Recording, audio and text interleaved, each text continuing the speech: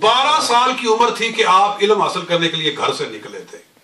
आपकी वालिदा हजरत उम्मुल खैर, क्या नाम था?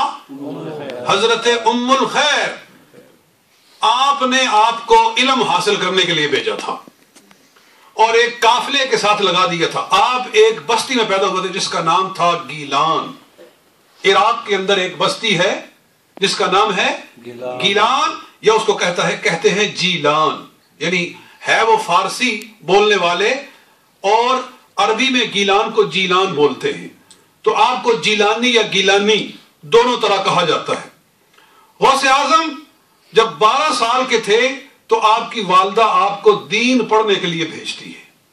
अजीज़ान गिरामी, आपको एक काफिले के साथ लगा दिया गया।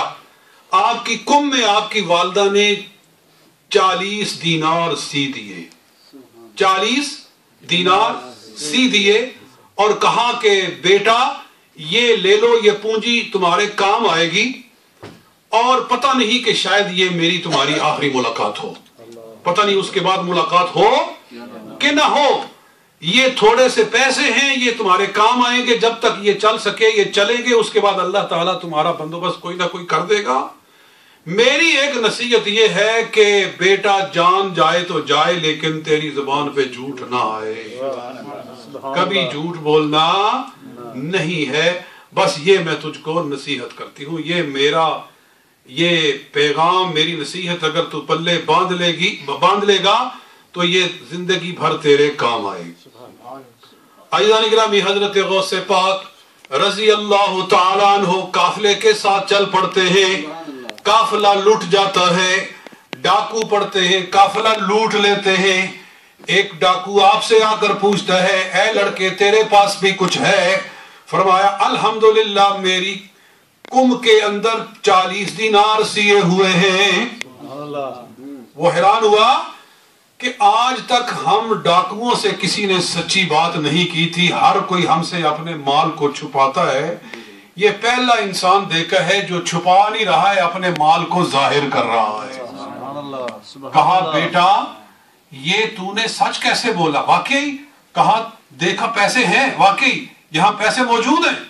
अपने साथियों को बुलाया, डाकुओं को बुलाया और कहने लगा डाकुओं छोड़ दो, अब चोरी करने की जरूरत नहीं है, इकट्ठा ही माल मिल गया है, बहुत सारा 40 दीनार मिल गए हैं, अब और क्या चाहिए? क्या लूटोगे लोगों से? आ जाओ, देखो इस लड़के के पास 40 दीनार हैं। डाकुओं का सरदार आकर हजरत गौसे आजम से पूछता है कि ऐ लड़के तू ये बता कि हर कोई अपना माल हमसे छुपाता है, लेकिन तूने अपना माल क्यों जाहिर किया है? तूने सच क्यों बोला है? इसकी वजह क्या है?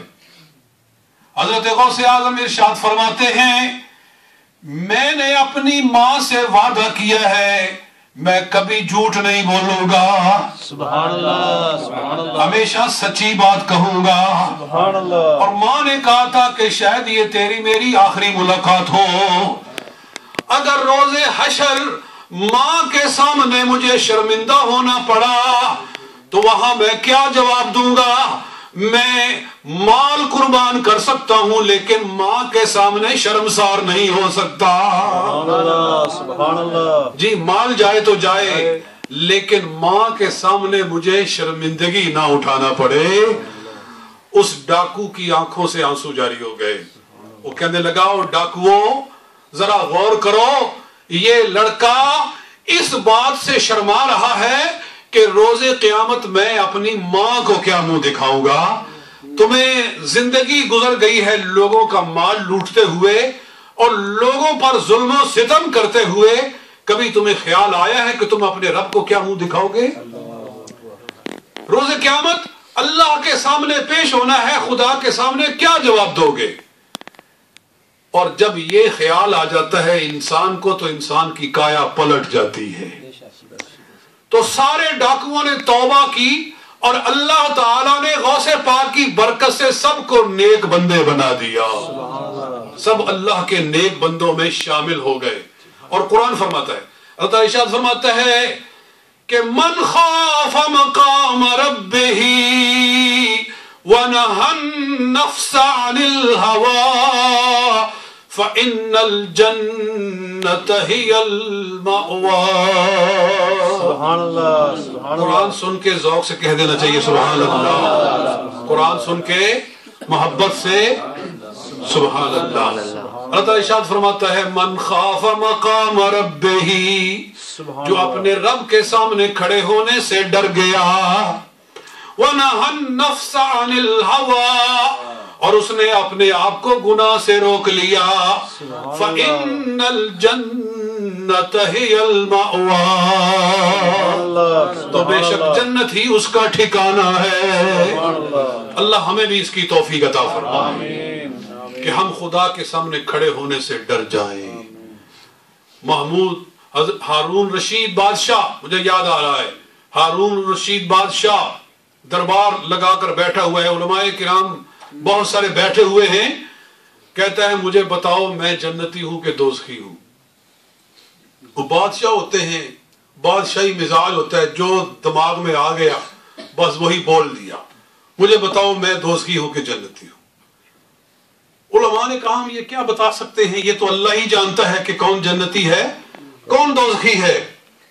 ان میں ایک نوجوان بیٹھا ہوا تھا، اس نے ہاتھ کھڑا کیا، اس نے کہا میں بتا سکتا ہوں کہ جنتی ہے کہ دوزخی ہے۔ سبحان اللہ، سبحان اللہ۔ بادشاہ نے کہا کہ تو کیسے بتا سکتا ہے؟ انہوں نے کہا کوئی زندگی میں ایسا موقع آیا ہے آپ کے کہ آپ گناہ کر سکتے تھے، گناہ آپ کے سامنے تھا، گناہ کرنے سے کوئی طاقت آپ کو روک نہیں سکتی تھی، آپ گناہ کر سکتے تھے، لیکن آپ کو خدا کا خوف آ گیا، ڈر آ گیا کہ اللہ کے سامنے پیش ہونا ہے، اللہ کے سامنے کھڑے ہو کر کیا جواب دوں گا، اس خوف سے آپ نے گناہ سے ہاتھ روک لیا۔ کبھی ایسا موقع آیا ہے زندگی میں؟ تو بادشاہ کہنے لگا ایسے کئی موقع آئے ہیں، میں گناہ کر سکتا تھا لیکن رب کے خوف سے میں نے چھوڑ دیا۔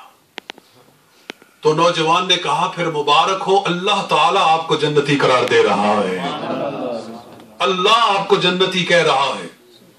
انہوں نے کہا وہ کیسے؟ انہوں نے یہی آیت مبارکہ پڑھی کہ اللہ تعالیٰ ارشاد فرماتا ہے من خاف مقام ربہ ونہى النفس عن الہوى فإن الجنة هي المأوى۔ میں نے کیا کہا تھا کہ آپ قرآن سن کر محبت سے کیا کہیں سبحان اللہ، انشاءاللہ سبحان اللہ کہیں گے، ذوق بھی آئے گا اور نیکیوں کے پہاڑ اللہ تعالیٰ عطا فرمائے گا۔ جو ایک مرتبہ سبحان اللہ کہتا ہے جنت میں اللہ اس کے لیے درخت پیدا کر دیتا ہے، اتنا بڑا درخت لگاتا ہے کہ ایک تیز گھوڑا 500 برس دوڑتا رہے تو اس درخت کے سائے سے نکل نہیں سکتا ہے۔ ایک مرتبہ سبحان اللہ کہنے سے جنت میں اتنا بڑا درخت لگا دیا جاتا ہے، تو جتنی مرتبہ آپ سبحان اللہ کہیں گے اتنے درخت ہی جنت میں لگا دیا جائے گا۔ بلکہ اللہ تعالیٰ تو فرماتا ہے جو اللہ کے خوف سے ڈر جائے اور گناہ سے باز آ جائے اس کو ہم 2 جنتیں عطا فرمائیں گے۔ سبحان اللہ۔ وَلِمَنْ خَافَ، ارشاد فرمایا کہ من خاف مقام وَلِمَنْ خَافَ مقام رَبِّهِ جنتان۔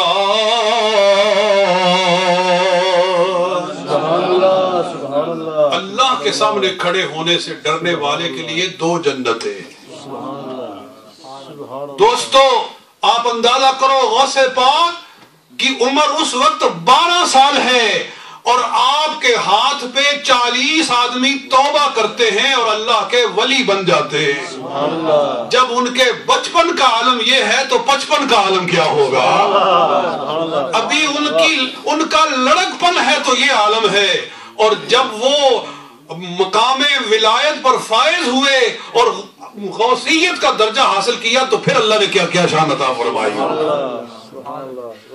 آپ بغداد تشریف لے گئے اور وہ 40 دینار ختم ہو گئے اور اس کے بعد پھر فاقہ آ گیا، پھر کھانے کے لیے سلسلہ چلانا مشکل ہو گیا، بڑے کٹھن مرحلوں سے آپ گزرے ہیں اور علم حاصل کیا ہے۔